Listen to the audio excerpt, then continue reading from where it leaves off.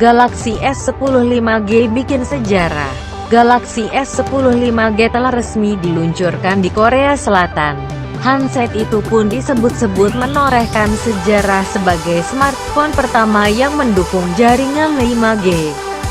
Dirilisnya Galaxy S10 5G memang bertepatan dengan dimulainya komersialisasi 5G di negeri ginseng.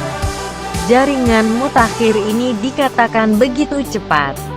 Misalnya dapat download sebuah film dalam hitungan detik.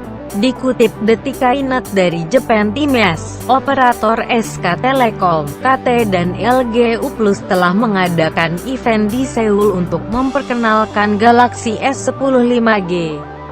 Adapun harganya paling murah dipatok sekitar $1.200 Amerika Serikat. Implementasi menarik 5G misalnya live streaming acara olahraga atau materi kuliah tanpa kendala. Aku melihat banyak video dan perkuliahan. Semoga kecepatan tinggi akan lebih membantu, tutur Sim Ji-hye, salah seorang pembeli S10 5G. Manfaat lainnya adalah di bidang virtual reality yang akan dapat disaksikan secara real-time serta tanpa delay. Resolusinya pun lebih bagus.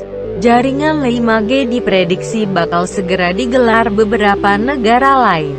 Dan tentu saja produsen smartphone selain Samsung sudah sibuk mempersiapkan perangkatnya untuk diluncurkan.